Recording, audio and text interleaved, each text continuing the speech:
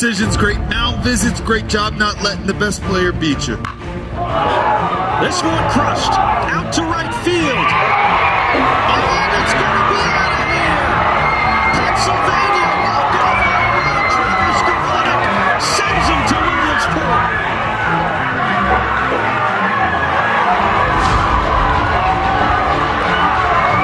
With the 37th pick of the 2023 MLB Draft, the Detroit Tigers select Kevin McGonigal, a shortstop from Monsignor Bonner High School, Drexel Hill, Pennsylvania.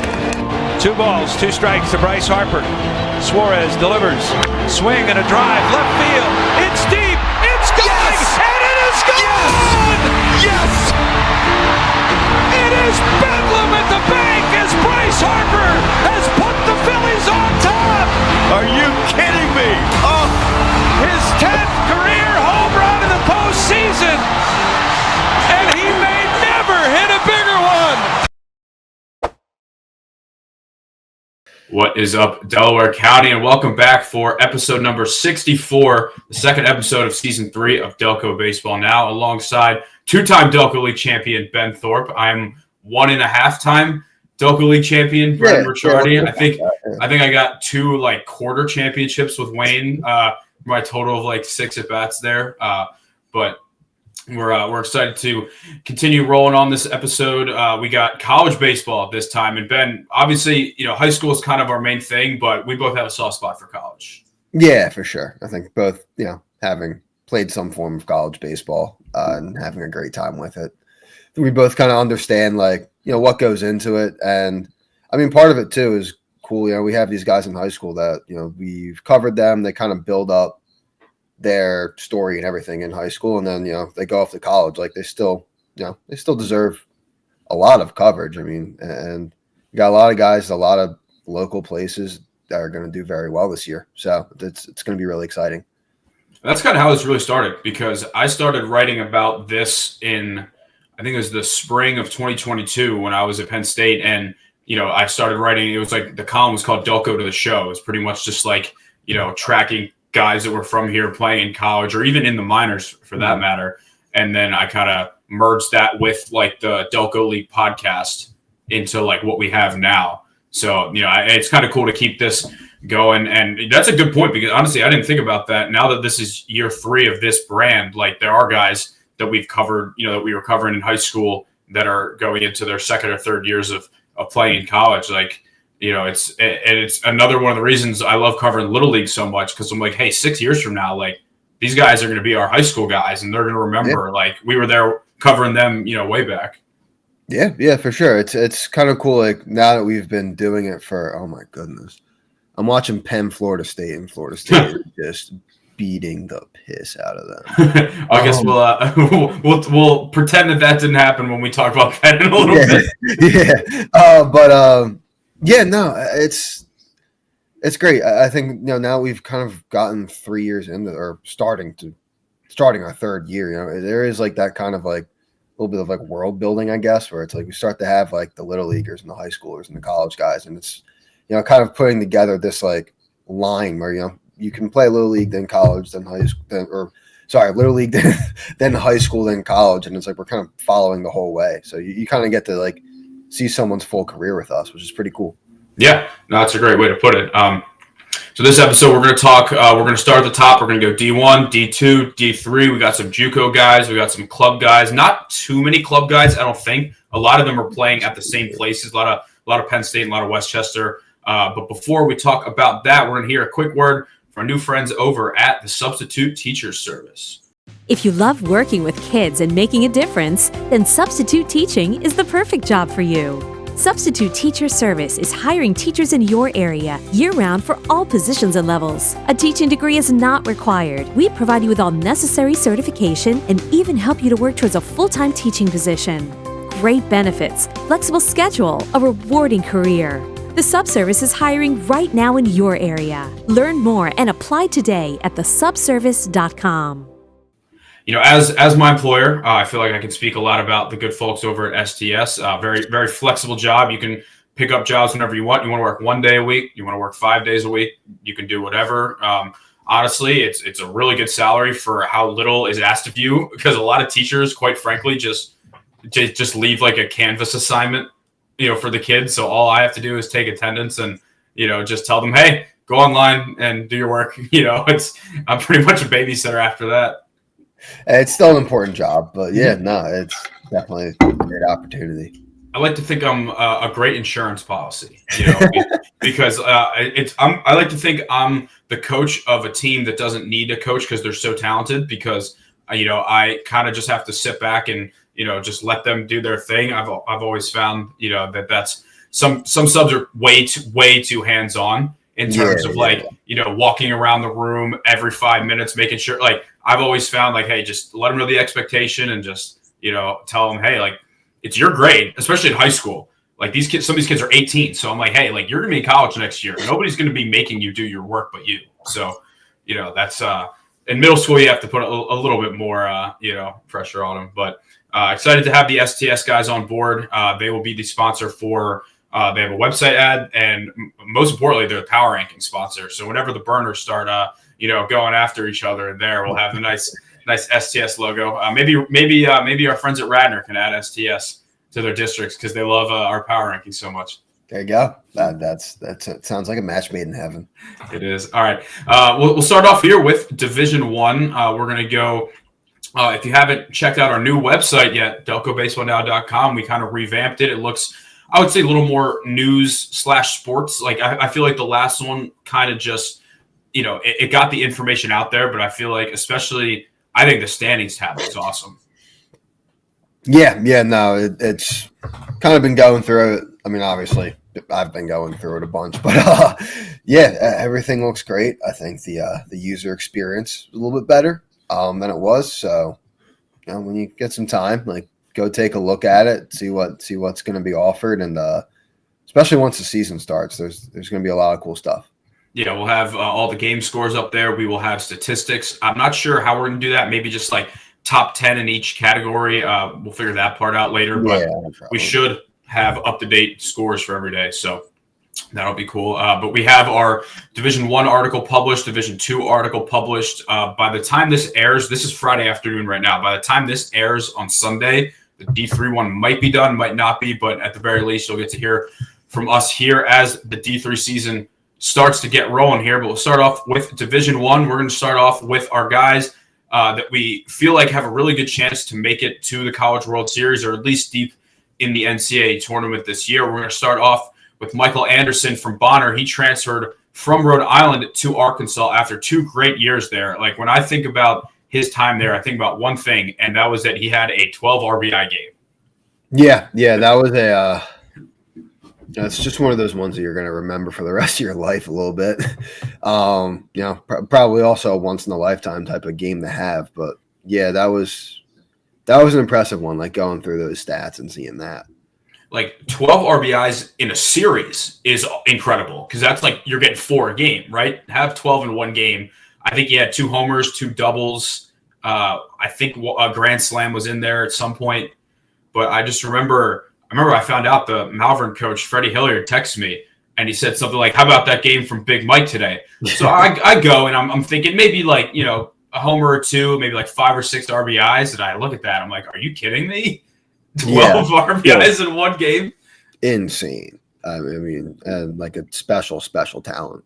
Yeah, and he had a great summer playing in the Cape Cod League. I think his team was called Harwich. Yeah. The Mariners, maybe? I believe so. I think that's where he was last summer, and he ended up at Arkansas. Seems like right now he's kind of in a positional battle. There's a redshirt senior at first, but as we know in baseball, what your team looks like on opening day has nothing to do with what your team looks like at the end of the year. It's a long year. Injuries happen, slumps happen. We know the talent he has, so he's still getting opportunities. Hopefully he takes advantage of those.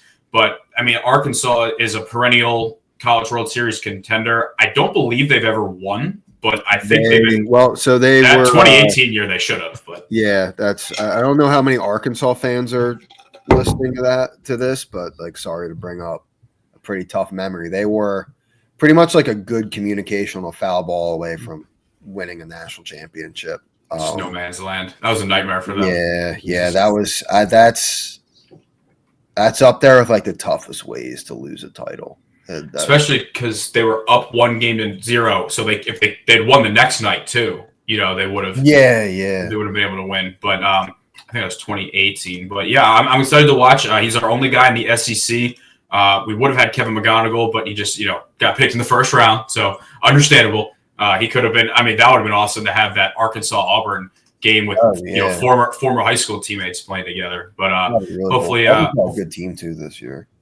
Was that? I said Auburn's got a good team too this year. They do. That would have been even better with him. But we're happy he's in the pros. Yep. All right, we'll move on here to now. Andrew Healy is always funny to me because there aren't many Delco guys that go to Penn Charter. It kind of threw me off when I learned he was from Glen Mills because a lot of guys, if you're going to go in the Interac, it's Episcopal, it's Haverford, it's Malvern. If you're a Delco guy, so going to Penn Charter, and I believe he missed most of his senior year because of an injury, if not all of it. So I think that's another reason why, like a lot of those 2020 guys, like your name just wasn't, on the all over the news because you weren't playing. So, but he, I believe, is either kind of bouncing back between a starter and a middle reliever. It kind of depends where they need him. But Duke is a nationally ranked team. I think they were in a super regional last year, right? Yeah, they're in a super regional. I want to say they won the ACC too. Did they win the ACC? Yeah, they did. They won the ACC tournament. Yeah. So won the ACC tournament. Made it to a super regional. They were a win away from the World Series. I think they won their first game and dropped their next two. But yeah, like team that's kind of they haven't been to a World Series in a long time, but like has been kind of like right on that cusp for a while. Yeah. We got some more local guys feeding in. Will O'Shell from Malvern. He's not Delco, but Malvern Prep. He is a senior at Malvern, so he'll be there after senior year. And then as we just learned today, shout out to our intern, Mike Livingston, a senior at Carroll. He told us that Carroll had a transfer named Bennett Bishop, who is a Duke recruit pitcher. I think he's out for the season though, but hopefully we can get him back for a senior year next year. I know that Luke D'Ancona was telling me that Duke was recruiting him as well before he ended up at Boston College. So I guess Duke's realizing these Delco guys got some talent. Same with East Carolina. Yeah, they got some scouts up here. Yeah. All right. Now we're going to go a little out of order from the article because I don't think that either of us realized how much Ian White Jr. from the Haverford School could be featured as a freshman at East Carolina, because in their first save situation of the year, he got the opportunity. He closed it down. So it feels like he could be getting, if he's not the closer, at least high leverage innings. Yeah, I guess that's kind of on me. Like I don't know. It's always weird with pitchers, especially at a program as good as East Carolina, because you have so many guys coming in that are just so good. So I wasn't sure. It's like he could do this, he could not pitch an inning all year. Like no idea. Just because it's always weird with freshmen. But yeah, he's gotten, I think, 2 pretty high leverage opportunities already, and has done great in both. Like it seems like a guy that we're going to see a lot of this year. And how about him rocking number 77? That's a bullpen arm. Especially, it seems like he's kind of going more into that, not like sidearm, but like a little like 3/4-y, like a little, with some of those sliders, kind of instead of just straight over the top. Yeah. I think that really, the slider is his strength, and I think kind of going that way is going to really play into that. I know it's a little bit of him pitching. It just looks nasty, dude. Feels like he'll probably end up being a starter eventually, but when you're a freshman, you take whatever innings they give you. Oh, yeah, for sure. All right. I'm going to stick on the theme of freshmen here because we kind of both forgot about this guy, and that was Derek Voles from Episcopal, because he took a prep year at the Hill School, which is that in Jersey or is that in PA? I always get the Hun School and the Hill School confused. The Hill School, I think, is in PA, and the Hun School is in Jersey, or the other way around. I think Hill's in PA. The Hill. Show everybody the DBN phone case available, delcobaseballnow.com. Right Love there. it. Pottstown, Pennsylvania. But Derek got an opportunity against a team. We were just talking about Auburn, and he was awesome. He threw, I think, 3 1/3 innings, maybe had a couple Ks, only let up a run. He got the win. So imagine your first college win when you're playing for Holy Cross is at Auburn. pretty sick, honestly. You can't ask for much better than that.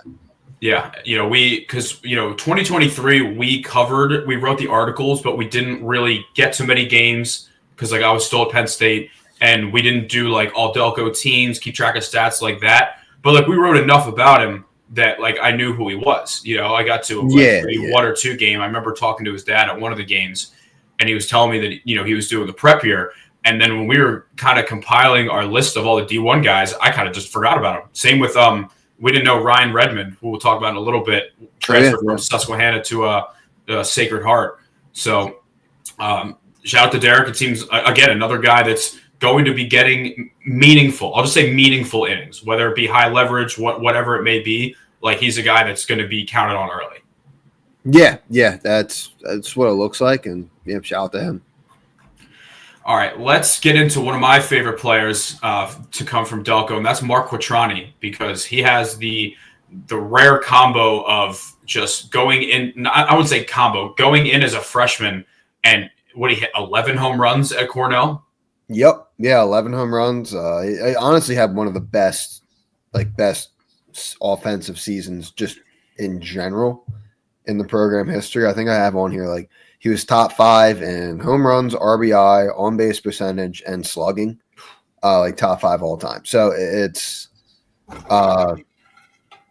just a really impressive first year out of him. It's hard to be too upset about that. The Haverford School alum. It's funny. I'm sure, and I don't know if I never heard anyone specifically say this, but I'm sure some people were he only hits our power because the Haverford School is tiny. Well, you can't say that anymore. Yeah, no, he's out at legit ballparks. I mean, Haverford School is also a legit ballpark, but bigger. maybe not down the lines. Yeah. He's at ballparks with serious college level dimensions, still putting them out. So yeah, that's dead center at Haverford. You gotta get a decent amount. of it. Yeah, for sure. We also have Tyler Beaulieu, Episcopal alum that's at Cornell. He's a freshman, so we got from Interact rivals to college teammates. I always love when high school rivals, even if they specifically weren't rivals with each other, if it's just you go your whole life playing against someone, and all of a sudden it's all right, we're boys now. Yeah, it's pretty cool. I think it's always I don't really. I guess I had it a little bit going into college, but when guys would come in from schools around the area, it was always something cool to kind of connect on. That was always nice. All right, next up, another high leverage late bullpen arm. We got Kellen Davis, a Pencrest alum, pitching for Old Dominion, which I believe is Virginia. Yeah. Yep. Kellen had a great year last year. He was a preseason Sun Belt All Conference this year. You noted on here he pitched in 30 games last year, which is a lot. I mean, especially when he's probably playing, mid 40s to low 50s probably for Old Dominion. Yeah, probably low 50s, but still 30 out of 50 is just an insane. Yeah. 5-0 record. Yeah, 5-0 record, 2.84 ERA. And it's just something where I forget if he was a 2020 or 2021 high school grad, but I feel he's one of those guys where his college career has, he's been almost better in college than he was in high school. Because I don't necessarily remember him being a household name at Pencrest. Yeah. There's some guys that just develop in college, Yeah, for sure. That's I'm a little bit unfamiliar because I probably got when I started with. Yeah, I'm gonna see what year he graduated because I knew who Mike Costello was in coming out of Pencrest. Let's see. Yeah, well, I knew Mike from the Delco League. He was 2021. Kellen was okay. Yeah. So they were there at the same time. I think so. Yeah, I think Mike was 2022, maybe. Oh, wow. Could have been 2023. All right, let's see. Also, Kellen's got some great flow. I'm trying to grow the flow out a little bit. Yeah. It's getting there. I'm in what I like to call the awkward phase right now with the hair, where it's longer than it normally is, but it's not really it's not flow yet. Yeah. But I'm hoping our MSBL season starts in mid-April. So I'm hoping by then we're looking clean, I think playoffs are mid-July. So that's mid-July is really the target. Thankfully, I don't have any weddings or anything I need to, look nice for going, for a little while here. All right, next up we got Malvern Prep alum, but Newtown Square native. Glen Mills native. I get him and Ryan Cochran confused all the time. It's Tim Dickinson. He plays for St. Joe's. St. Joe's not as Delco heavy as they have been in the past. Now that Luke Zimmerman's gone, Max Hittman's gone, Paul Kogel's gone. But Tim Dickinson had a great year last year. He was a freshman. He hit 305, hit 25, had 25 RBIs, stole 16 bases as well. Just seems like he's just going to be their starter there for all 4 years at second. Maybe. Yeah. I think that's what it seems to be like, and rightfully so. And I think he's probably going to be one of the more like heavily relied on guys. From what I've heard, I know a couple of the guys that I coach at Anderson with are St. Joe's guys, and apparently a lot of dudes like either transferred out or graduated last year. So this might be a little bit of a rebuilding year for them. So he's going to be a guy that I think is going to have to carry a large load of the offense, I would say. Well, it seems like last year getting that experience will definitely be good for him as well. You mentioned on here that he was on the Atlantic 10 all-rookie team, so maybe next year he can turn that into a first or second team just in general. Yeah, I agree. Eric Genther is already off to a hot start this year for Rhode Island. He had, I think, 7 hits in that first series against, I think they played, I want to say, William and Mary, because they had a 36-22 game in that series, which was ridiculous. I mean, they were a field goal and extra point away from the Super Bowl. Oh my God. I couldn't even imagine playing a game like that, man. Imagine watching it. Just being like, they scored, I think Rhode Island was down 14-6, and I think they had a 17-run inning at one point. Yeah, I think that was. That reminds me of a time when we were playing our club team, and our conference wasn't very good. We were playing Binghamton, who was 10-2, and we were 7-2, and we were up 4-1 in the 5th inning. We scored 21 runs in 1 inning. It was a close game. It was a series that decided the conference, and then I think we hit around like 3 times. But Eric homered in that series. He had 2 doubles as well. I credit to Eric for just he's been sticking it out at Rhode Island for all 4 years. Never hit the portal. He's been starting all 4 years. I think he has like 17 college home runs. So I would. Selfishly, I would love to see him graduate and then maybe go somewhere else for a grad year, like go, a step higher and see if he can continue producing at, in a bigger conference maybe. But until then, it's been a great career to follow along. Yeah, it's been, I mean, I forget how many games he's played in his career. I did the math at some point. Oh, yeah, he started 150 games this year. That's a lot. That's crazy. Going into a season too. Going into his senior year, he's done that already. So just like a really impressive career out of him. I mean, anytime you can be like, oh yeah, I started 150 games in 3 years at D1, that might end up at 200 by the time the season's done. Stay healthy. He's got the shot. He's got a shot for it. Yep. Well, by far the most impressive performance out of week 1 was from Jay Starnish, and I was texting one of my old club coaches who actually is now a grad coach at Gardner Webb. And I said before the series, I was like, hey, my guy Jay Starnish is coming for you. Like he's been trying to, add some power this offseason. And he went 11 for 20, hit his first 2 college home runs in one opening day and one in the last game of the series. I think he stole 4 bags, just a ridiculous tear. I mean, 11 hits in your first weekend is crazy. Yeah, that's you're gonna take that. You're gonna take that to start the year, pretty much anytime. That's just really could not ask for anything more. And clearly the work he did to add more power is paying off already. Yeah, because he's always hit rockets. He was just kind of like a low line drive. I'm gonna lay out a triple here, especially at Devon Prep, where that turf and that right set, it can go for a little, But I'm happy to see the Conestoga alums start to add a little pop. I mean, he was at that Ascent MLB Draft Showcase on MLK Day. I got to catch up with him there, and for him, it's just his shoulder over his first 2 college years. I think it just was a recurring injury, and it seems like he's knock on wood, hopefully put that behind him. So I'm excited for him to get hopefully a fully healthy year. And I told him I better not see you in this Wayne dugout this summer. I better see you somewhere. So, All right, next up, we got I want to talk about the sibling combo. We got the sibling combo of Jackson and Tyler Kehoe. I'm not sure Jackson's health. I know I think he finally got that knee injury taken care of. So I hope that's not a season ender. Obviously, as a freshman, playing time is hard to come by. Tyler, though, the senior, has already got a homer and a walk-off single for their first win of the year. That's a good way to get the fans on your side. Yeah, for sure. That's it's gonna be tough coming in because I know he's been to I guess a few different schools now. So I guess he's probably no stranger to transferring in and having to earn playing time at places. But yeah, I really can't think of a better way to kind of get in and cement yourself at a school. Yeah, I mean, talk about a guy who's just not going to be fazed by anything. He's seen it all. He's been in the ACC. He's been in JUCO. He's been in Alabama.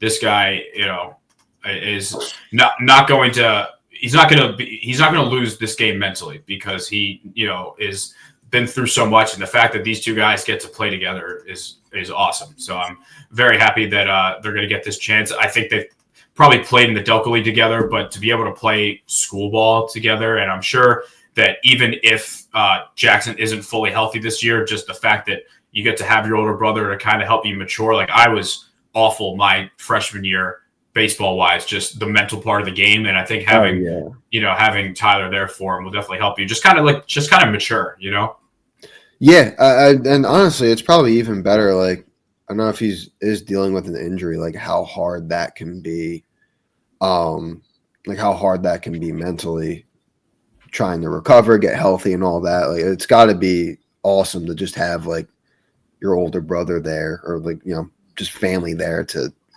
kind of just go through it with you. Yeah, absolutely. All right, we'll go through the whole list of I believe we got 39 Delco players. But for now, we'll real quickly just talk about while the only, I guess, true Delco, if you want to call it Delco team, is Villanova. I would say a local team that if you want to support someone that, truly has an opportunity to make some damage, and that's no slight of Villanova. It's just the fact of the matter is the program just hasn't been as successful in the grand scheme of the NCAA lately. But the Penn Quakers, they have local talent. They've made the NCAA tournament 2 years in a row. They made it to I believe the regional championship against Southern Miss when we had our guy Cole Palace on the squad there. Yep. Our only Delco rep right now is Reed Farrell as a catcher. We'll have Daniel Kellis from Radnor as a recruit from Penn as well. But Penn's looking for that, Ivy League three-peat, and I think it's cool to get, Philly baseball on the map. Yeah, definitely. I think they've been, and probably it hasn't been like this always, I'd say, but they've definitely been over the past few years the prominent program just in the Philadelphia area when you talk about Division I baseball. So yeah, it's hopefully. I mean, obviously, we had kind of said earlier it's not going too hot for them right now at Florida State, but it is a long season, and most of their competition is not going to be Florida State. Great point. I mean that, and with as much respect as possible. But they gave himself a tough test to start off, and respect. Hey, at least they're warmer than we are right now. Yeah, that's a good point. That's for sure. I just had to turn my heat off because of that noise, so I'm definitely not very warm. Yeah. Also, I think we got our audio issues from last week fixed. We had this weird echo, but I think we're locked in now. It's spring training for everybody, Yeah, we're getting. I remember last year. The first game I covered was Haverford School and Germantown Friends, and I posted a box score. So I think Haverford no-hit Germantown. It was a 5-inning game. They didn't let up any hits. And in the box score, I also put that Haverford had 0 hits, but won 15-0. And I think I used a picture of Brandon Dunbar and put it on a graphic that said Brenner Green. So I'm like, man, we this year, when it comes to covering games, we got to come out with that, quick mindset of being hey, we got to lock in early. Yeah, that's let that happen. Yeah, well, we're getting the issues out now, and then once the high school season starts. See, now that we actually have interns, I can't, when I mess up, say firing the intern that did this, because now people will think that I'm actually firing an intern. Yeah, some kid actually just got fired. Yeah, some kid just messed up. Yeah, we got a great intern intern class coming here. All right, wrap it up, D1. We got a lot of guys in the Metro Atlantic Athletic Conference, or the MAC, not the MAC, the MAC. Hold the A. Yeah, actually, I'll look up real quick. Get breaking news here. How our guy, 2024 Offensive Player of the Year for high school baseball, Bennett Cox from Marple is doing, because I believe I saw that he was batting leadoff for Canisius against James Madison today. 3 for 4. How about the kid? Let's go. That's huge. And you know what I don't want to call it the best part is, but they only had 4 hits, and he had 3 of them. Jesus. All right. His college debut. Hey, I mean, how much you want to bet? He had 2 doubles. He also stole 2 bases. What a beast. Okay. Have a debut. Yeah, Jesus. 3 for 4. I wonder how many first pitches he swung at, because anytime I played with him on Wayne, he was always hacking. Just ambush. DH, bat, and leadoff. I guess nothing's changed there. Good for him. I would not be surprised if he ends up in our weekly roundup. They're playing James Madison right now. But, we got Bennett. We got the Haverford Schools, Connor Scanlon, and Marple Newtown's Lucian Berger. All these guys were on our first team All-Delco last year. They both play for Fairfield. Believe Lucian was a preferred walk-on, but he's on the roster, so he definitely made the most of that opportunity now that he's healthy. We got our 2 guys at Ryder. We got Austin Cannon from Bonner and Colby McNeely, who's a Haverford School alum, who's a junior. Austin's a freshman.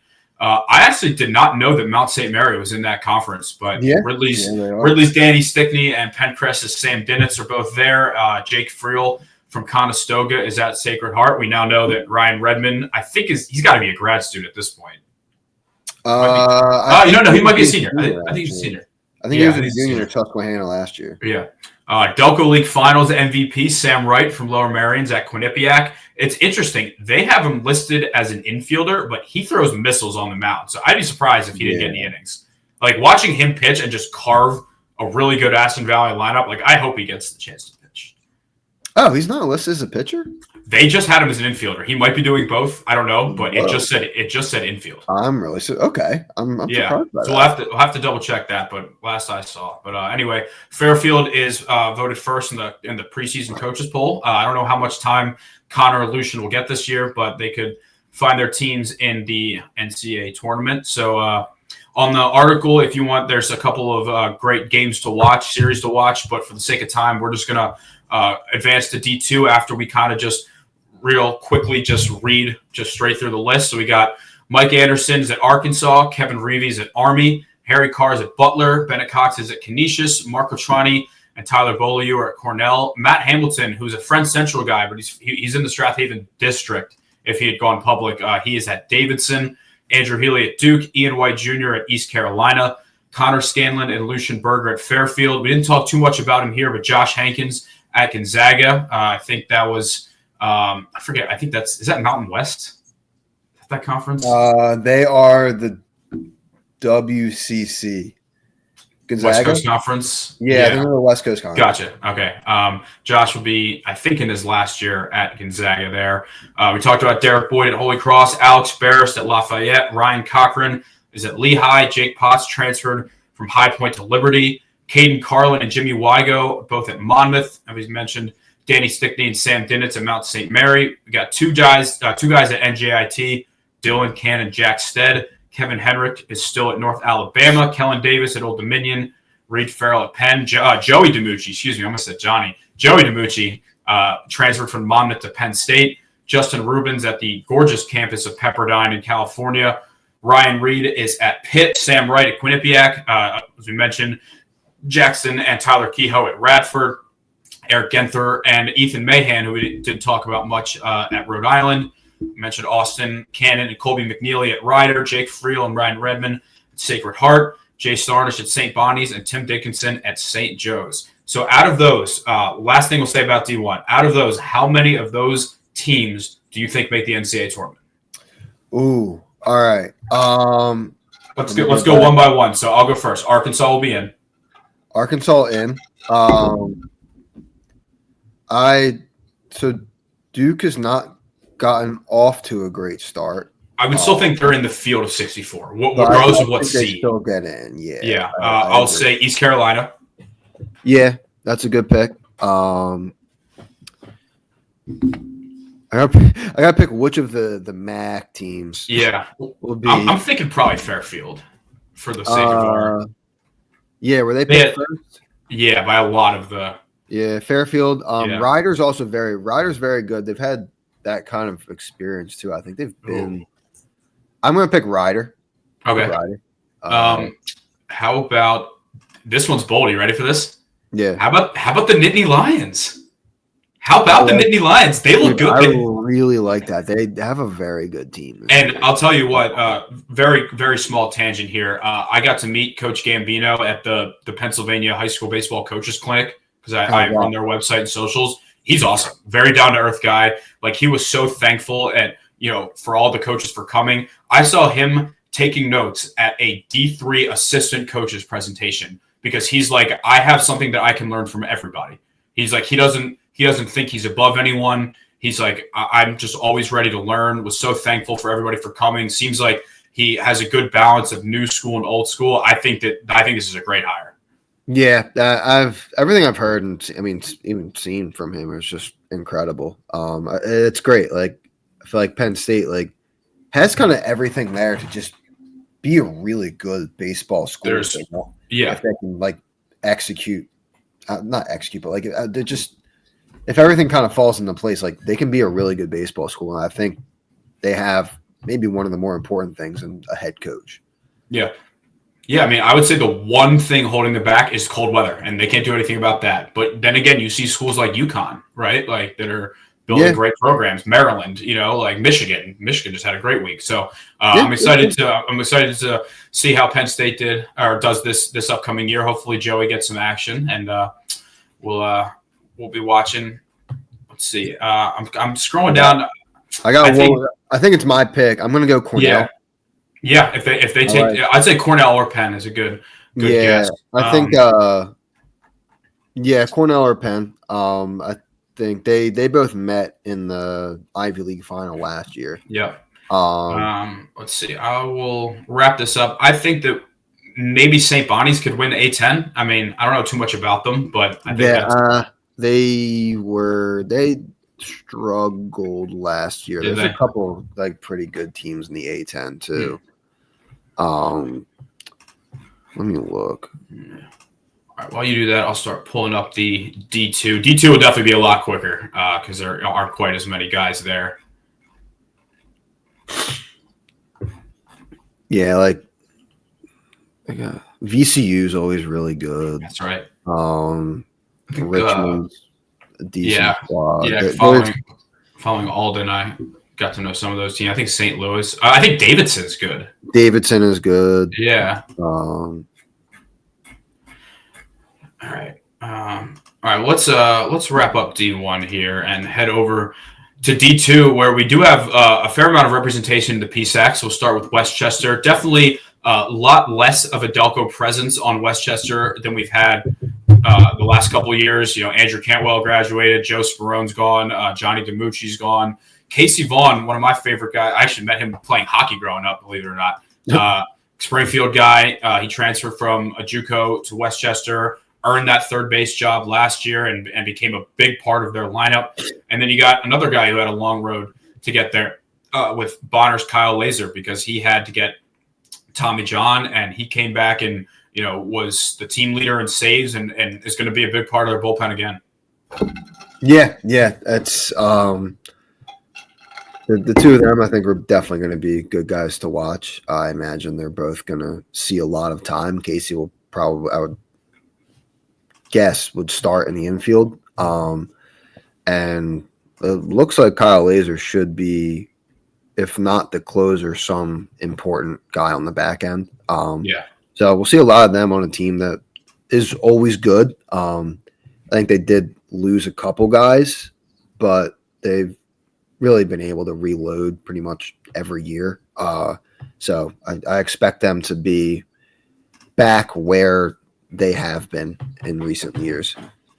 And I know they're going to have a sour taste in their mouth, after what happened last year. I mean, they went 43-9 in the regular season, hosted a regional, and then went 0-2 in that regional, got knocked out. So I know that Coach LaRosa, another great guy. I met at a couple of different events throughout the years.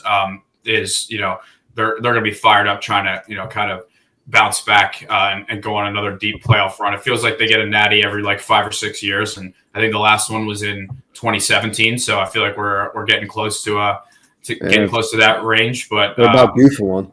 They're due, yeah. Well, another PSAC team that is also not a stranger to the D2 College World Series is Millersville. We only got one guy there. We got Mike Costello from Pencrest, who we were talking about earlier from the Delco League. It looks like he is probably going to get some good innings out of the pen. I think he's a junior this year.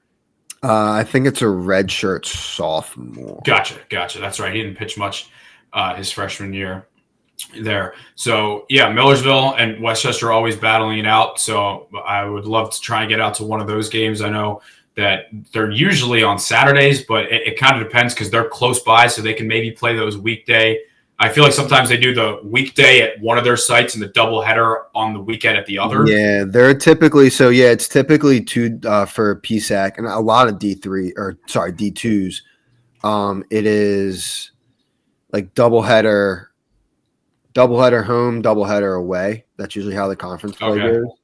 And it's usually Friday, Saturday. I see a lot of Friday, Saturday. I think it's mostly Friday, Saturday. Maybe some Saturday, Sunday, if like that's what's required. It's all Friday, Saturday. Cool. All right. Well, excited to watch them go head to head, probably during the regular season and the PSAC tournament. Absolutely. A program that literally came out of nowhere because this is only their second year in existence. Holy Family in Philadelphia. We got a lot of Delco guys there. We got Casey Murphy's back for a grad year.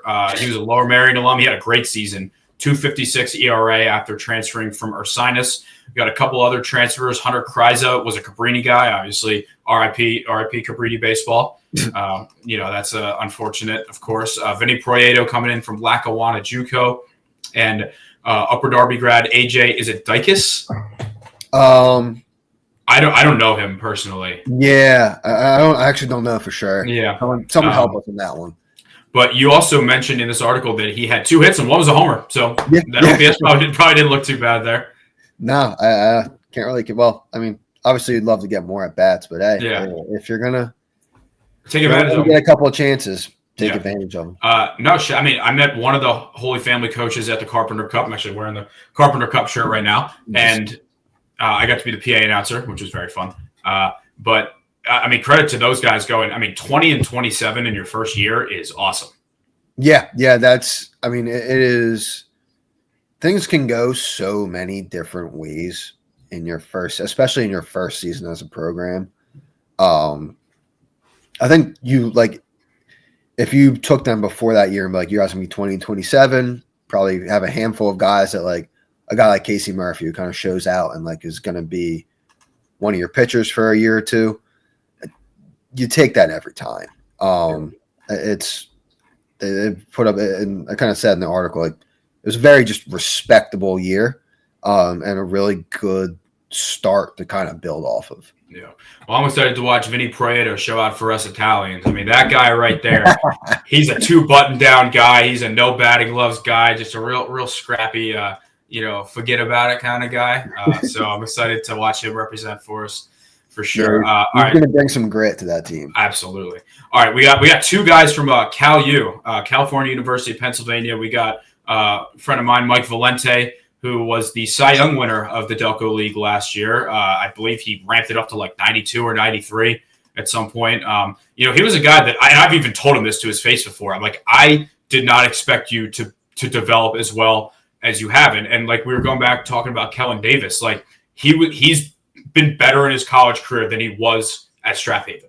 And that's no knock. He was a good player at Strathaven. He wasn't even their ace because Michael was there, And he just really committed to the weight room and filled out and has been a great player. And he won a region pitcher of the week last year. And like you said in this article, Strathaven alum, he's really just every year the arrow's been going up.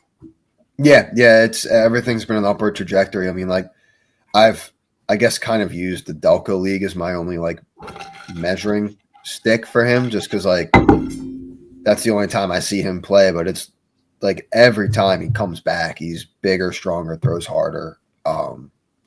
the off speed's tighter. Like he's really turned himself into a very impressive pitcher, and I think like setting himself up for a really good year.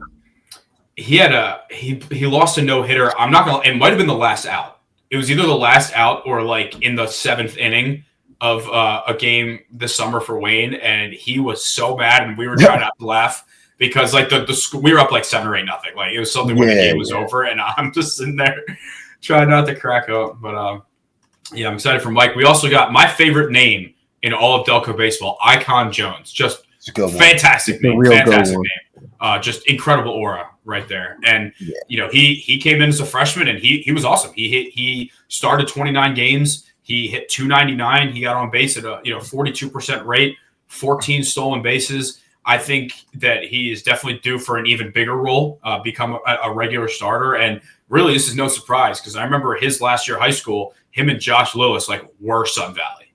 Yeah, the two of them literally carried that team, and it kind of came in. I think you really can't ask for. I feel like you can't ask for a better freshman year, really. Like 29 games, hit almost 300. Like that's a great start to your college career, and something to be really proud of. Yeah, not everyone can be Quatrani, Yeah, not everyone. I hit 180 my freshman year, so I think I had an 0 for 20 at some point. But I did have a grand slam, so that's all I remember. That's all. I think I pitched 10 innings. For every guy who's the league rookie of the year and all that stuff, there's 10 dudes who are riding the bench. Exactly. So to go in and get significant playing time, that's a great thing. Yep. All right, last big name to watch here. Rocco Calise is already off to a pretty solid start to his career at Eckerd, which I think is in Florida. Yeah, down in Florida. I think somewhere warm. Tampa. But yeah, he's already thrown 7 2/3 innings. He had 5 shutout innings in his second appearance. I think his first one didn't go great, but it wasn't a terrible. I think it was maybe I don't know, 3 runs in 3 or 4 innings. It wasn't anything. It wasn't a train wreck, but it seems like they're gonna give him the opportunity. Important question: what is a Triton? A Triton is because a trident is the sword thing with 3 heads, right? Trident type thing. A Triton is. I think I thought a Triton was a trident. That's not good. Sorry, I'm looking at. I think we're on the right.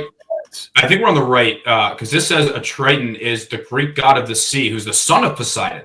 So we're on the right track. Okay. But that's weird. There's no team called the Poseidons out there.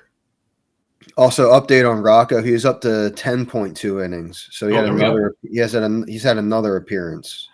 He's got to pitch there more than he did at Bonner, because he was stuck behind Corey and Johnny Ortega. So. That's great for him. Oh, and Harry Carr too. Harry Carr was Harry, and even Jack Redding threw as well for them. So the fact that he's going to get that opportunity, and that's what happens. You play for an elite high school roster. You can be a great player and just not get the chance to play.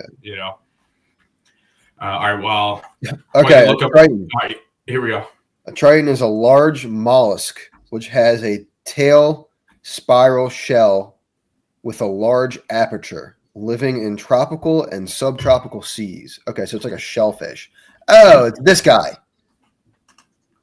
Oh, okay. Yeah, it's one of those. Okay, yeah, it's those are things like the shells. Or wait, not a conch that they blow into. Well, it looks the magic conch. It looks like their logo is a wave. So it's something sea. We're on the right track here. I mean, if you're in Florida, that makes sense. You want to see something wild? This is what they said. So you talked about Triton and mythology. I think this is a drawing of him. Look at this weirdo. Is that a mermaid? That's a dude on where his lower body is a lobster, I think. Sure. Yeah, why not, man? Absolutely. Yeah. All right. So like we did with D1, we're just going to wrap up. We'll just say every guy we got on here. And again, I don't think I mentioned it during D1, but if we miss somebody, please let us know because we would love to add them on. So we got Icon Jones and Mike Valente at Cal U. We got Braden Foxwell and Ryan McNichol at Chestnut Hill. Jack Herda was at Maryland in the fall, but he's now at Clarion in the PSAC as well. Pat Willie is, I'm sorry, also Chestnut Hill. I guess we had that in the wrong Yeah, I think order here. I might have It's messed all that good. up there. Rocco Calise at Eckerd, AJ Dykus, Hunter Kryza, Casey Murphy, and Vinny Prieto at Holy Family. Will Hoffman's at Jefferson after a great year at Haverford. Zach Tropiano is at Kutztown. Isaiah Negron is at Lincoln. Mike Costello at Millersville. Sean Williams was on our first team All-Delco last year. He's at Seton Hill, not to be confused with Seton Hall. Seton Hill, which is closer to Pittsburgh. Kyle Laser and Casey Vaughn at Westchester. CJ Nocella, who had a nice season for Bonner as well last year, is at Wilmington. And speaking of Bonner guys, we got Quinn Bryan and Irv Fisher at Wingate. I did not know Quinn Bryan's from Swedesboro, New Jersey. Yeah, that was an interesting one reading. That's a commute to Bonner. Yeah, that is a drive and a half. I think he went to either like LaSalle or Roman. Like I think he went to a different private school first. But yeah. But wish these guys the best of luck. But now we got to get into Division III, where quite frankly, there's too many guys to just list every single one. Yeah, we don't even have the list done yet. Yeah, it's just be honest, are we over 100? Because we got to be close. No, we're over 70. Wow. I think we're somewhere between 70 and 80 guys. That's wild. That is wild. Yeah, so I guess listable, but yeah, I mean, you think about the amount of D3 schools in the area. Yeah. Just a lot more roster spots up for grabs, and we'll start off just for the sake of time going through teams with the most Delco guys, and then we'll highlight a couple individual players that kind of are on their own in that regard with not too much Delco around them. So got to start at the top. Defending D3 national champions Misericordia, they took down Wisconsin Whitewater in the national championship with Garnet Valley alum Drew Van Horn. Playing a big part of that at third base for the Cougars. Brian Henry from Bonner was on the team. I think he was battling a little bit of an injury. But we also got two more additions this year. Strathaven outfielder Jake McDonough and Haverford High School infielder Will Tamar both added in from the freshman class. Obviously, we can tell that Coach Egbert is willing to play freshmen if they're the best option. So if these guys are able to perform, then they could get a shot to defend that title that, they won their first ever in program existence. Now we got room for one more. Yeah, that's going to be, I think Jake McDonough has at least an at bat. They played 2 games last weekend. They dropped to the Shenandoah, which was a little bit tough. Another good program. Yeah, another really good program. I think Van Horn and both Drew Van Horn and Brian Henry saw some time too. I think Van Horn's hitting like the middle of the order for them now. But yeah, it's going to be interesting for them. They're obviously going to be really good again because they always are. But there's like a little bit to rebuild from. I think they're top 2. So, I mean, they lost the D3 player of the year. I think his name's Connor Marinak. I'm struggling with that last name, but he transferred to Charlotte, like D1. Oh, wow. And then their other like top pitcher, Joe Valenti, I believe graduated. So there's definitely some stuff to some innings and at bats and all that to fill in for. So be like a little bit of a rebuild, but with them it's more of a reload than a rebuild. Yeah. I will say though that with the new, the transfer portal, it's going to be hard to build a D3 dynasty because if you get some really young star players, they're probably going to leave. Yeah. In terms of dynasty in the national, like you might win the conference a couple years in a row, but to win multiple national championships, it's going to probably be pretty hard. Yeah, it's definitely going to be really hard. It's, and you're going to have to be, it's going to be programs. The only program that will probably be able to like do something like that is someone who would almost operate as a JUCO and like get guys who drop down from D1s. So you have your freshmen or like younger guys that are performing, like going out, and other guys coming in. I feel like Hopkins is kind of like that. Some guys are D1 and they're like, I want to go to a D3 that, like, if they're high academics, Yeah, so they're more of. They don't get like Hopkins. So that's the other thing of like being a really good academic school. Like Hopkins, like you're not gonna transfer out of there unless there's probably like a legit, unless you're grad transferring or like. You're going to like the SEC and getting like actual money to play just because of how good the education there is. Exactly. That's kind of the big thing there. Yep. All right. Well, a new addition to the Division III sector of this, we have Penn State Brandywine. I spent my freshman year playing there At the time, it was the USCAA. I think it's like the something small, like United Small Colleges Athletic Association or something. But this is their first year, and it's funny. You're gonna this article once it's out, you'll see it said out with Cabrini in terms of D3, and Brandywine enters the mix for Division III. There's a lot of good teams in that conference as well. I think Catholic might actually have more Delco guys than Brandywine, as we'll get to next. But they have the same amount. I think have the same I amount. think they both have 6. Yeah, they both have 6 now. Like you mentioned, we're starting to get some guys we covered in high school. Nick Gordon from Garnet Valley, who I believe threw a no-hitter last year. Ivano Romanello from Sun Valley, who probably was I would say, second most entertaining interview. That Sun Valley team. Great podcast, guys. I still think Haverford School is the funniest with Fred Jordan, but we have both those guys as freshmen. We got Bonner's Jimmy Carey, Ian Marin's Chichester's Ian Marin. Ryan Snyder from Sun Valley was one of their best players. He will likely be one of their best players again. And Sean Webb, I think, is also Bonner. Yes, he's also Bonner. What happened to Sammy Ben? Where did he go?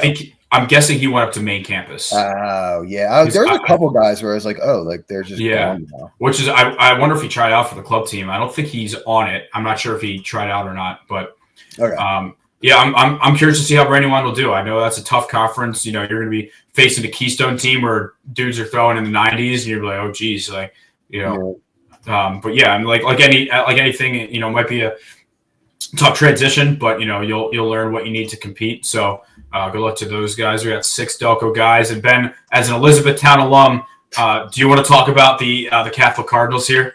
Yeah, sure. I mean, I wrote the article, so you might as well. I mean, listen, like, you're not gonna catch me wearing the red and black, but these dudes are absolutely loaded this year. They return pretty much most, if not all, of their lineup from last year. A lot of their pitching, and it's a team that I think like they made it to a regional final last year, lost like a heartbreaker to Adrian in the first game of that championship and knocked them out. They're I think in a really good spot to make a run at least back to like a regional championship type thing. Yeah, and I know our guy Sammy Berman, who had a great first year at Catholic, is ready for it. He hit 307. He had 5 homers. Roman Tazi was the conference pitcher of the year. So both of those guys, they've been best friends forever. So having them in the same locker room was definitely great for vibes. We got Nico Tazi, Pencrest alum, who was on the podcast last year. He's in there as a freshman, along with Lower Marion's Jack Scholes. They brought in a transfer in Jack Bateman, who was at Holy Cross. We saw him at that Labor Day tournament in York for Team Delco. And Ryan Kearney from Bonner as well rounds up the Delco guys there. Another great Italian head coach, Ross Napoli. I've met at a couple of showcases. He's old school. And then we got even more coming because Charlie Belli and Jack Mahalik are recruits, I believe. Yeah, they're both on their way. They've done a really good job of recruiting up in Delco now. Yeah, I don't know. I guess Ross impressive. They've hit on. I mean, they hit on getting Roman and Sammy. Oh, geez, sorry. They've hit on getting Roman and Sammy out of the transfer portal last year. Hoping to do that again with Jack Bateman. Ryan Kearney's been there for a little bit, and I mean, they got Jack Scholes, Nico Tazi. They're back going after.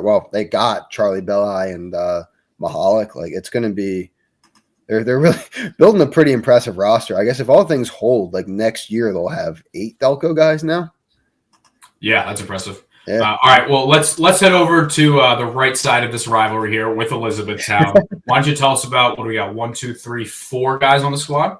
Yes, sir. So again, like Elizabethtown and Catholic are in, I feel like, really similar spots. They both kind of had the same sort of run last year. They both were knocked out they finished well in the landmark regular season, got knocked out in the conference tournament, and then made a regional championship.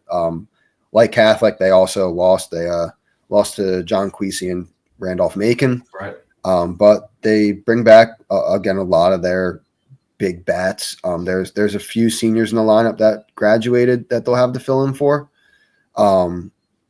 which weirdly enough, I think they bought in 23 freshmen this year. Jesus. When I was going through their Wow. roster, I counted 23 guys. So Do you remember the throw that Queasy had to get the guy at the plate in that game? Yeah. That's a laser. Insane. We'll talk about him. We'll talk about him in a little bit. Yeah, honestly, I think we said it on the show last year. I didn't think that Perilli would still be here after the season he had. I mean, he's already their all-time home runs leader going into his junior year. Yeah, it's crazy. So I'm wondering if did he have like a concussion or something at the end of last year? Did he get like hit in the head? I thought he had like some type of. Yeah, there was something there because he either like missed the game or something. But I mean, forget exactly what. But I mean, like getting him back is such a huge deal. Both like at the plate and on the mound. He pitched. Yeah, I forgot he pitched too. 13 homers last year. It feels like he could be a guy where he has another great year and then tries for his last year to transfer up. But I'm sure you're gonna enjoy him as much as you can. Yeah, for sure. That's hoping he stays. All 4 years. But obviously, if there's a really good opportunity that opens up, you can't blame him for leaving. All right, we got a couple of new faces as well, guys, that we've covered. Brandon Dunbar, we covered at the Haverford School last year. James Pendrak actually met at the Carpenter Cup because he was a Friends Central guy. Another team that we want to try and cover a little bit more this year if possible, as well as Chris Graziani from Bonner. Again, you mentioned all the freshmen coming in. Hopefully these guys can do something to separate themselves. But it's legacy for Brandon Dunbar. Yeah, it's a little bit of family connection there. Obviously, his brother Tyler was one of my teammates there. But had a pretty incredible career at E-Town. Pitched over 200 innings. Was, I guess, like the ace of the 2022 team. They won the Landmark Championship. So got some shoes to fill. Although he's going to be more of a hitter, he's listed as an infielder. So I know he pitched a little bit for Haverford last year, but I think he's probably more of a position player. Yeah, that was more just like when needed.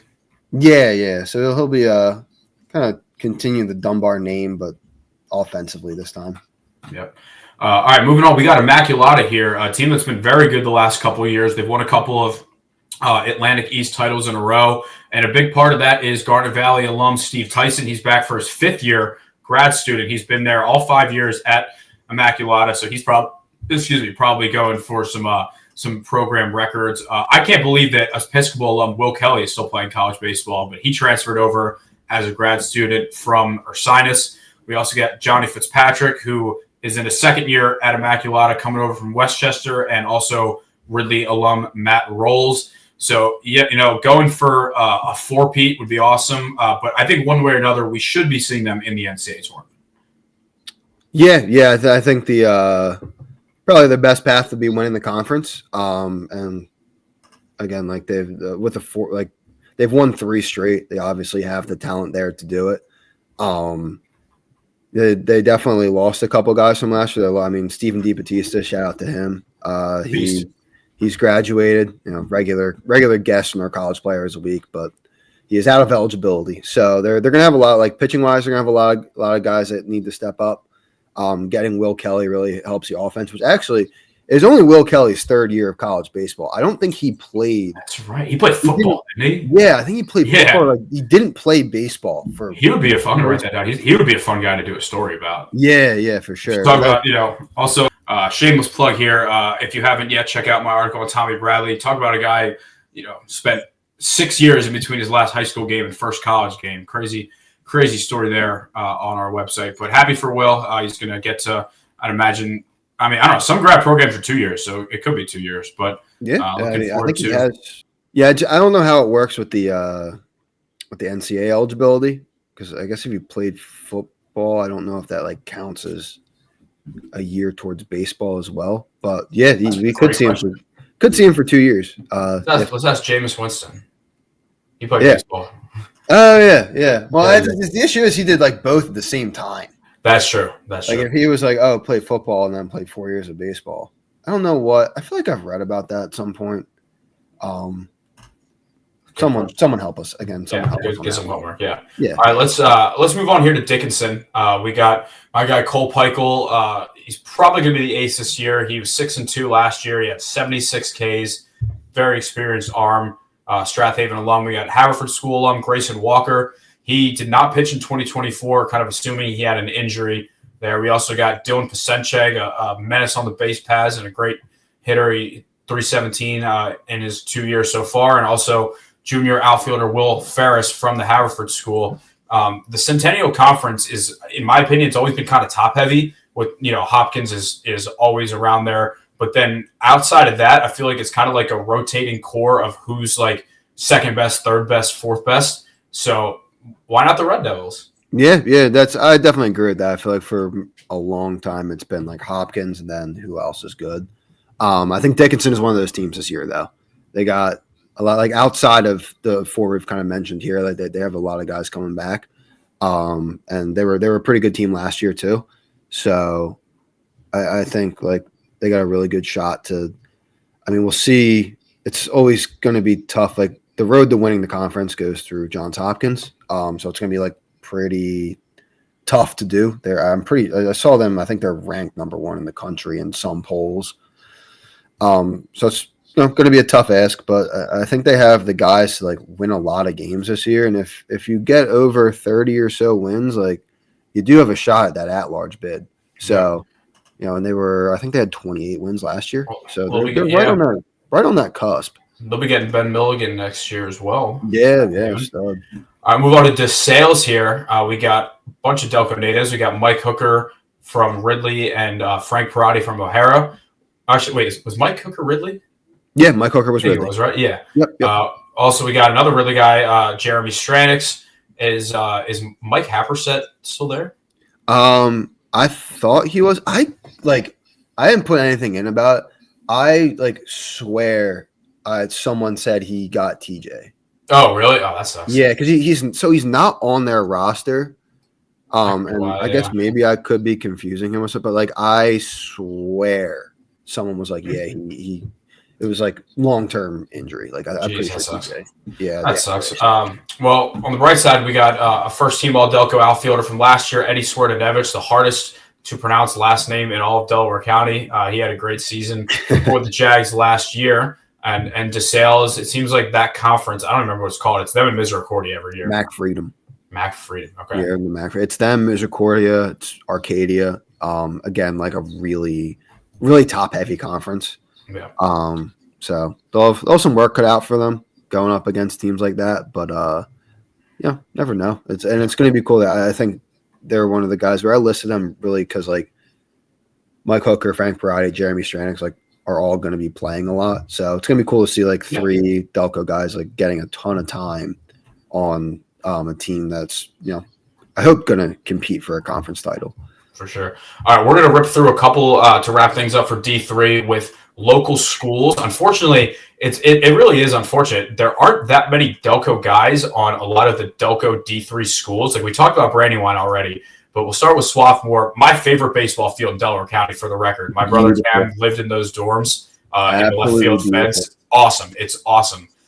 Brad Johnson from Episcopal and Jaden Schuchman from the Haverford School. And Brad's another one of those guys where, to be honest, he really struggled his senior year at Episcopal, and then he just showed up to Swarthmore, and he hit 337 as a freshman last year. Yeah, I think he might hit under 200 at Episcopal's senior year, and I don't think Jaden Schuchman played as much this year. You said he was one of your teammates this summer. Yeah, he was. He played with me up in the Perky League. Shout out to Talmenson Bats. He actually played two games for Upper Darby too. We needed we needed guys one weekend. One of those weekends where Chester scheduled a doubleheader on a Saturday and everyone's gone. And he was one of the dudes who was like, yeah, I'll go play. So shout out to him. I know he got 4 appearances, a pinch runner. But he's a really hard worker, good dude. Was one of the guys we could really rely on to show up for Talmenson, which is sometimes in summer leagues a big thing. Yeah. So I just hoping for the best for him. I hope he gets some more time this year. Yep. All right, moving on to Haverford College. We only got one guy here, the Haverford School alum, Johnny Fleeter. He played in all 34 games last year. He hit 280. You noted this. It's interesting. One of only 5 Pennsylvania, not just Delco, Pennsylvania natives on this entire roster. Yeah. It's I in one hand get it because it's Haverford and Swarthmore kind of have the same thing where it's their academic standing, I think, does a lot to like people come from all over the place to go to these schools. So I get why it's like that, but still for it to be 5 guys from PA, because it's like a 30+ man roster, like to have that few from the state is kind of crazy to me. And then you have Johnny, who traveled like 100 yards from his exactly. It's funny. Yeah. All right. Moving on to Widener here. We got a couple of Delco League guys. We got John Amon, started 19 games last year for them. Brian Fitzpatrick, coming from Upper Darby, appeared in 3 games. And Aiden Johnson, I can't believe he's still in college, but he's from Havertown. He's your classic rec spec lefty, just wonky kind of guy. So good luck to those guys. I believe Brian Fitzpatrick I think he was originally a Cabrini recruit. That sounds right. Yeah, I think that sounds. He was on that really good Upper Darby team with Zapito.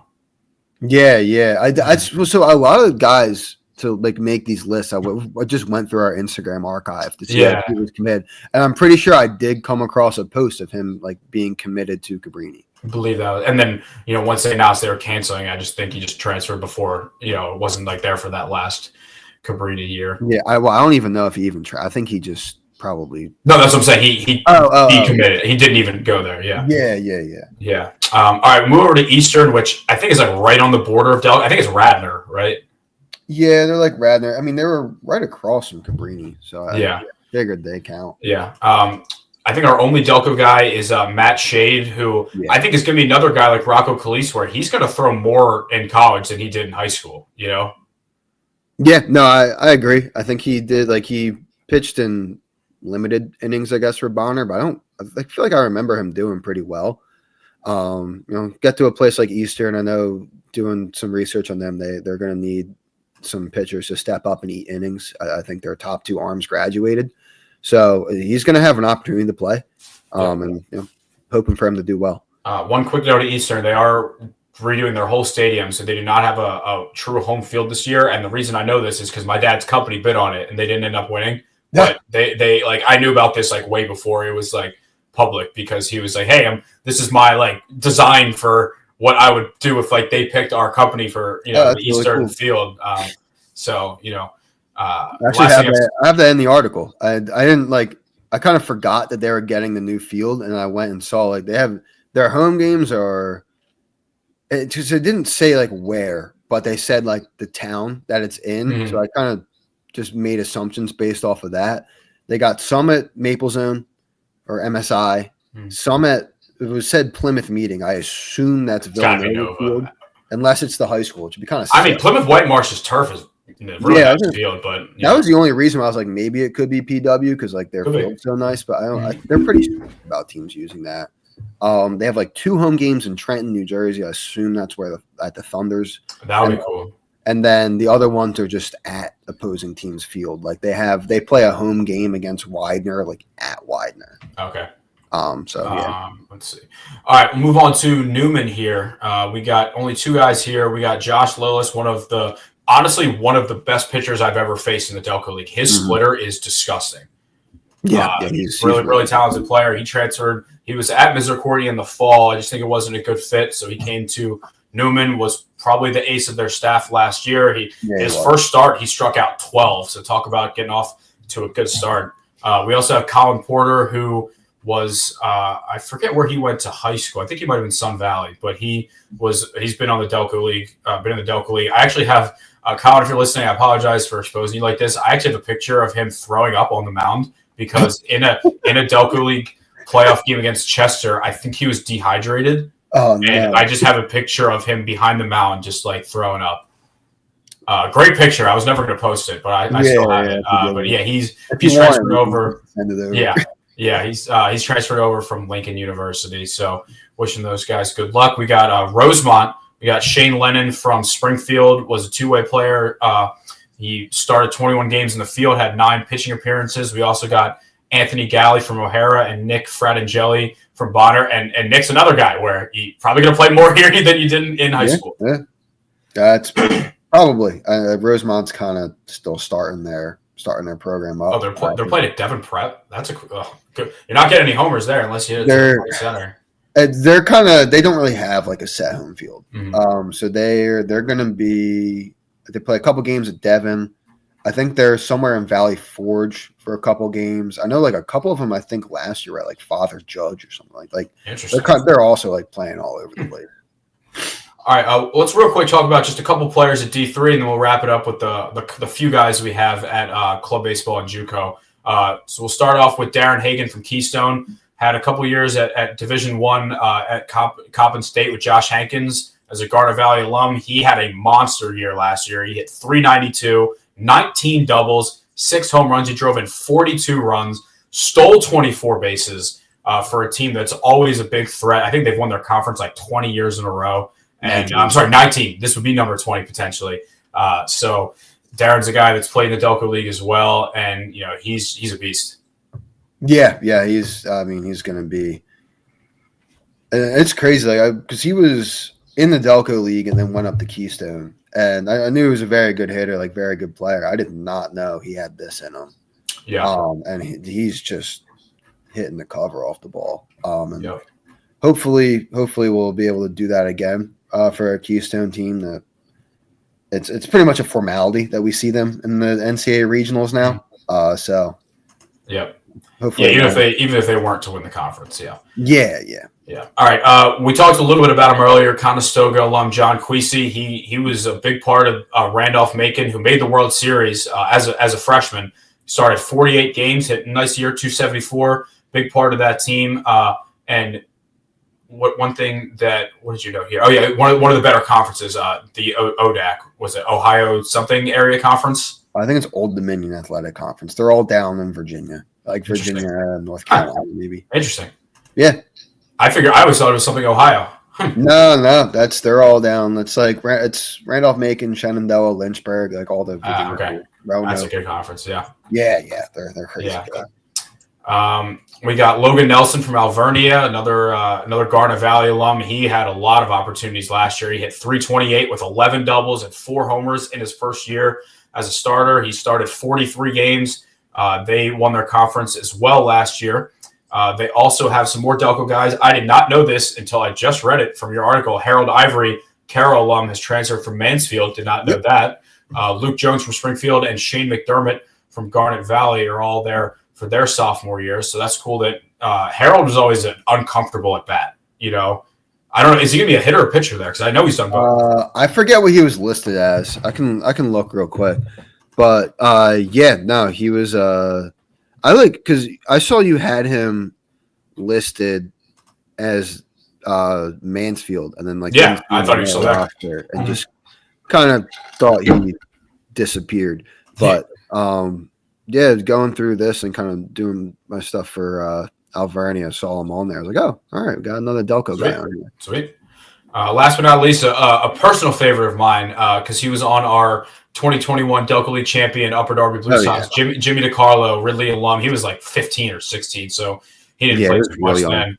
Another JUCO guy, he bulked up. He is massive now. So he went to Cumberland, RCSJ Cumberland. He played in 35 games. He hit .368 with 4 homers against some really good talent there. Was also very good in the Delco League. Freshman pitcher Kevin King from O'Hara is also there in that class. Jake Mole from Pencrest. I'm not familiar with Justin Smith from Marple. Yeah, that was a name that I kind of missed on. Like I didn't recognize, but he's there. He's a catcher. It's probably another one of those things where it's like a couple years from now, people will look back. Oh, I don't remember him at Bonner. Well, he was behind some really good players. Yeah. I mean, he might have also just played and we missed him too, because I think he's been there for a couple years. Mm-hmm. So could have been before we really started doing stuff. All right, that'll wrap up our D3 stuff. We'll talk about JUCO, which I think has really grown in popularity over the last couple of years. I mean, you got to give some credit to our the king of JUCO for bringing some awareness there. And I think I don't know.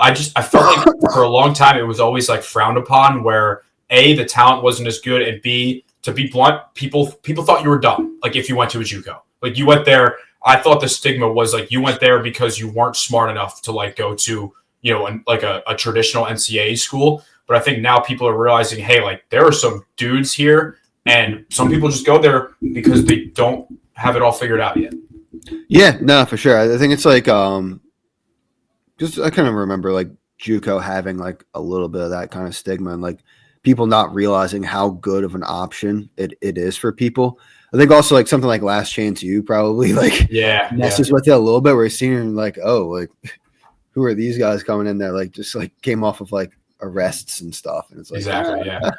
But no, like it's like a really great option. There's a lot of really good players. And like, again, like you said, for someone who like might not have, set idea of like, oh, like what do I want to study? What kind of school do I want to go to? Or maybe like didn't get the offers they wanted or whatever. Like it's a great option. Kind of just buys you some time, Yeah.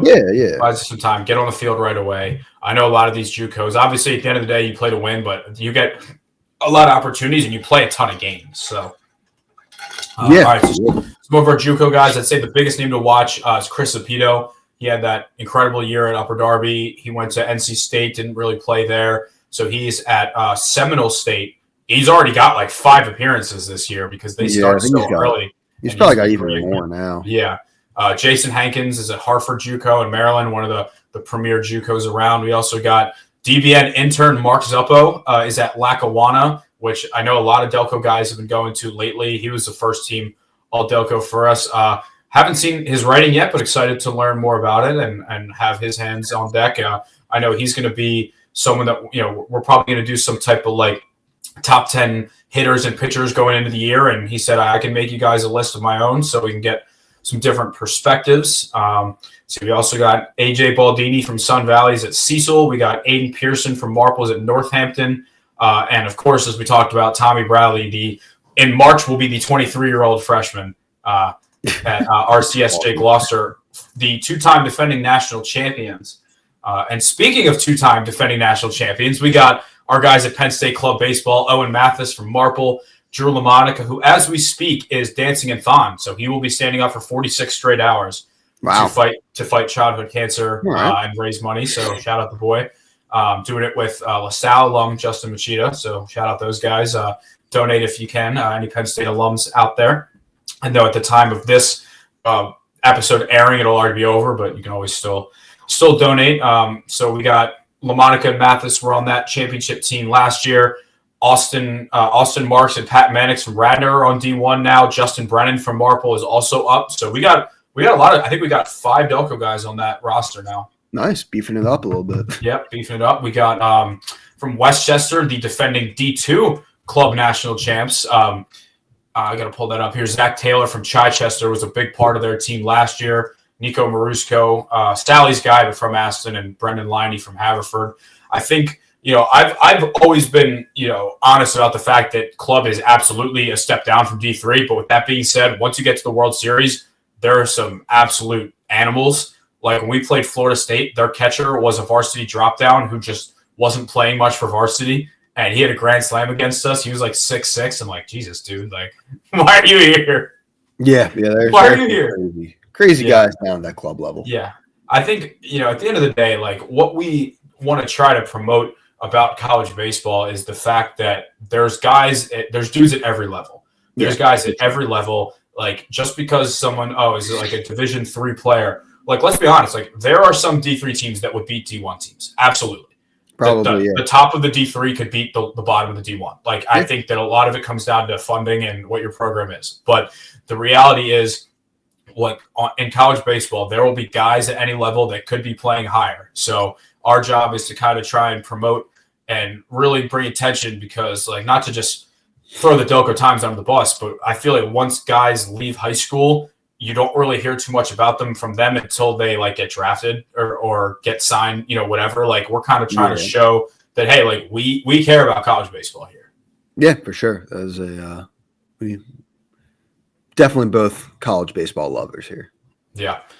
All right. Well, that probably one of our lengthiest episodes that we've had for sure. I think there's a lot to cover. I think once the season gets going, assuming we keep the Sunday night slot for the time, it might be kind of like a week later we get the college updates because, we'll be recording during the day Sunday when series are still going on, but we'll have time throughout the week to kind of prepare that. So bear with us for that. We'll still be doing plenty of articles. We got a lot of time, but I'm excited for this to get going. And I don't know. I'm feeling a national champ from Delco again. I think we had 3 teams with Delco guys last year. We had Misericordia, Penn State Club, and Westchester Club. So I'm feeling good.